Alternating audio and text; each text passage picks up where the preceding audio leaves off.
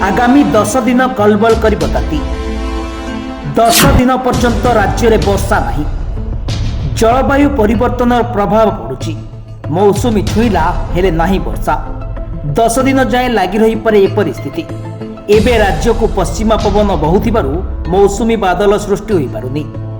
आगामी 10 दिन रे मध्य कौनसी सिस्टम सृष्टि हेबार संभावना नहीं। आसंता 10 तारिख पर्यंत राज्य समेत देशर अधिकांश स्थान में मौसुमी निष्क्रिय रहिबो।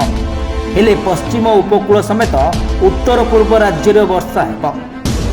10 तारिख वायुर दिग परिवर्तन हेबार संभावना थिबारु 11 किंबा 12 तारिख बेलू उत्तर पश्चिम बंगोपसागर में एक घूर्णिबलय सृष्टि होई पारे। परवर्ती समय रे यह लघुचापर रूप नहीं क्रमशः ओडिशा बा संलग्न उपकूल दे स्थलभाग को प्रवेश करिबो। यह जोगु समग्र राज्य में 4 दिन वर्षा हेबा संभावना रही, किंतु भारी वर्षा हेबार कौनसी सूचना नहीं। केरल उपकूल को मौसुमी 24 मई रे छुईला।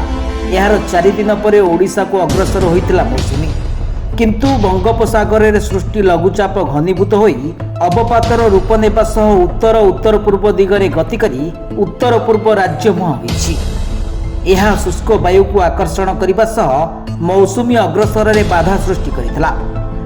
फल 29 मे परवर्ती 3 दिन हेब मौसुमी विराम लेछि।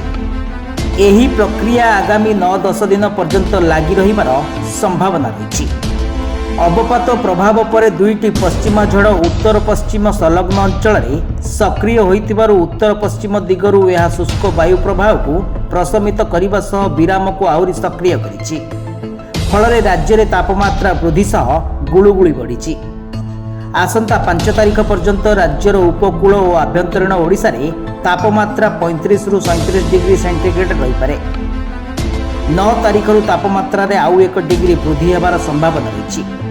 10 रु तापमात्रा ह्रास पाइबार संभावना रही। यही समय भितर प्रबल गरम गुळुगुळी अनुभूत हेबो। राज्य में एपरी पाणीपाग आसंता देवस्नान पूर्णिमा पर्यंत लगी रहिबो बोली आकलन करा जायछि। ब्यूरो रिपोर्ट सर्वसाधारण न्यूज।